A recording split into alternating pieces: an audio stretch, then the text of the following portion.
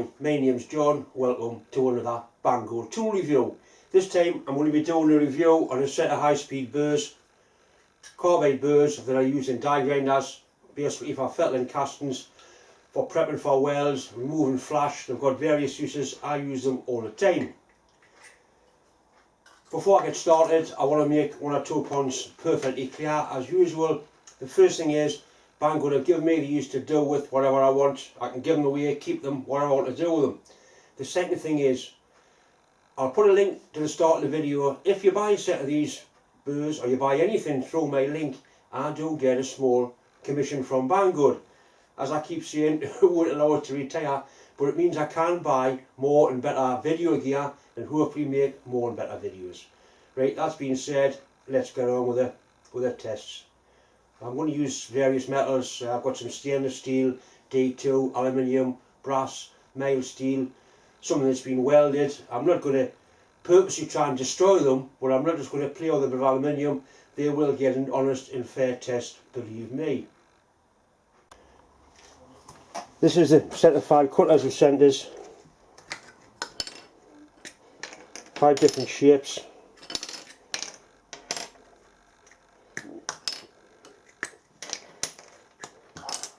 That's probably the one I use most of the time, that shape. There's a nice square edged one there. Get a close look at these. If you look around the base of the cutting head, you can see a fine ring of brass. That's because this end piece here probably is carbide, we'll find out, and that's been brazed onto a steel shaft. Just it costs too much money to make the whole thing out of carbide, so they braze the heads on. That's common practice. I've got expensive carbide cutters made exactly the same way as that. These are the test materials. Obviously it's a bit of aluminium, piece of steel hanger. That's always horrible, tough, nasty stuff. Bit of stainless steel. I've tested all the Banggood tools on that, and that's a bit of AN16T. So we'll give it a go on them, and then on my bench here there's a nasty MIG weld on there. I'll try and take that off. I'm going to use this here die grinder. It's an old one, it's got lots of torque. It's the one I use quite a lot. I have got an electric one as well, but unfortunately that's giving problems at the minute. So we'll try this one and see what sort of results we get. The only trouble I have is with the compressor, I'll keep starting and stopping. So.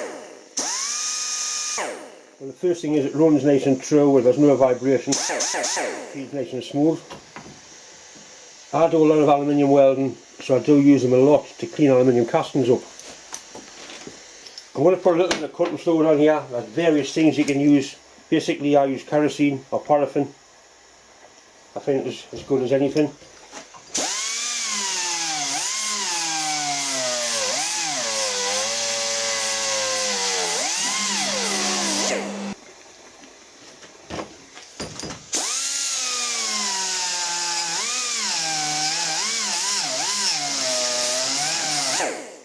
As you would expect, it's moving aluminium quite effortlessly.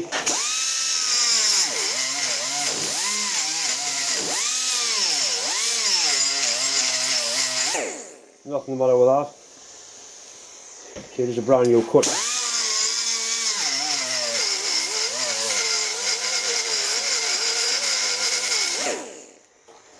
All the lubricant does is stop it from the teeth from blocking up, which it's doing quite well. If it gets too hot, it melts the aluminium into the teeth. But it's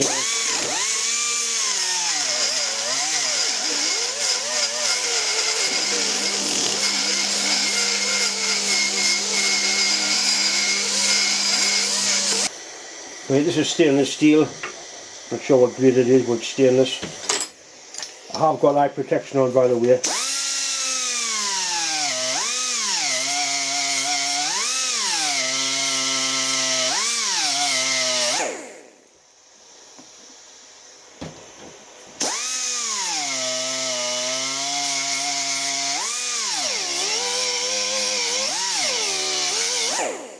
I didn't expect it to touch that.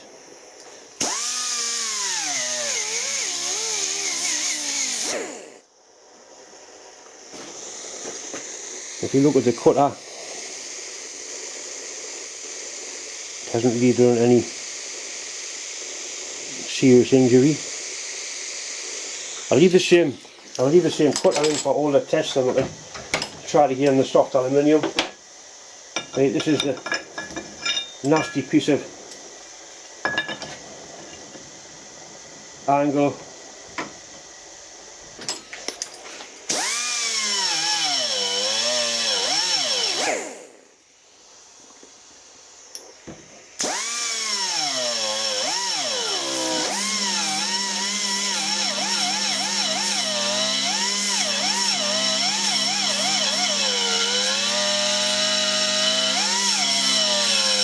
AN16 steel.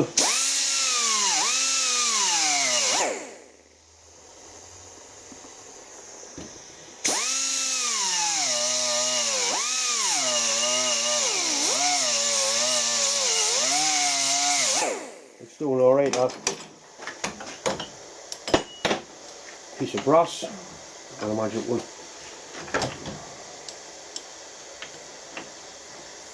I've got problems with all of this stuff.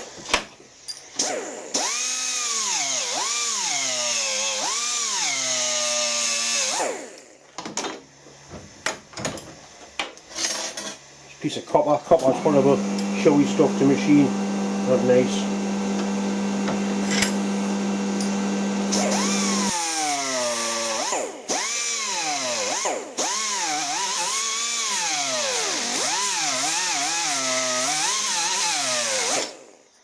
It's doing alright on that.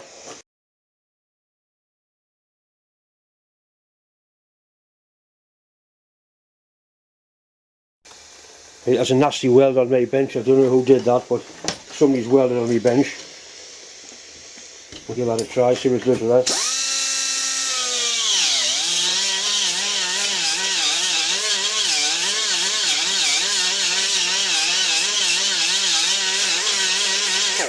No problem.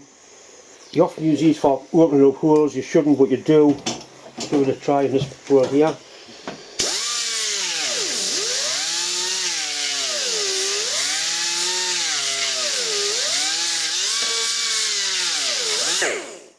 Before I change the cutter, I'm just going to try it on this a bit of aluminium. Make sure it's still as sharp as before we started.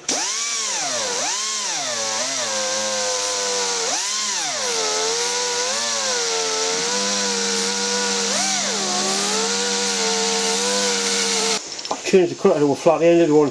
This is often used when you've been welding and you want to machine into a show light and get it in nice and neat. I'll give it a try on here.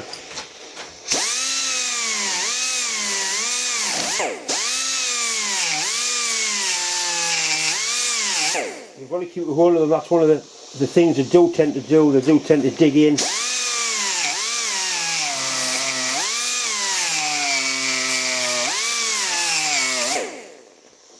And keep plenty of lubricant on, otherwise you will block the cutter.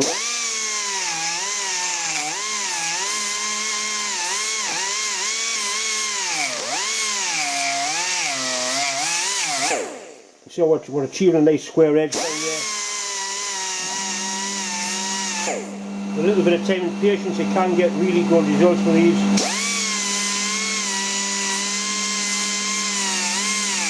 I put the cone shaped one in just to try and open these holes up a little bit. This is in the stainless. Watch this doesn't bite in.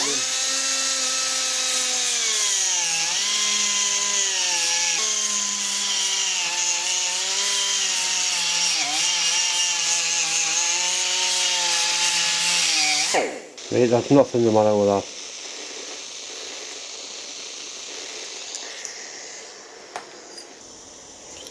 Right, I've mounted the last one. That's a little ball-ended cutter. Just give that one a try just to see I've used them all.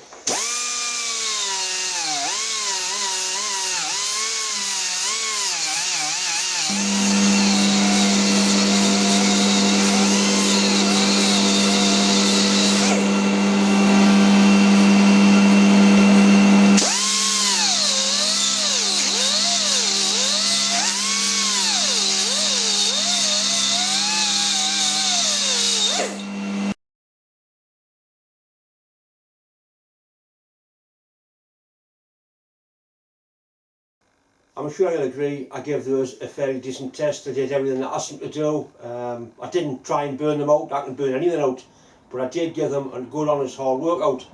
The question is, will I buy them for my workshop? Absolutely. They're dirt cheap, they're classed as consumables basically, they're not going to last forever. They're as good as anything I've used up to now, and I bought some real expensive cutters. One thing I will say before I leave, always wear one of them when you're using die grinders. I don't wear gloves, but one of them, you've got to wear one of them, protect your eyes. Anyway, I hope you enjoyed the video. Thanks for watching. Don't forget, click the link, buy some gear. I get a little bit of kickback, buy more video gear, make better videos. Anyway, thanks for watching.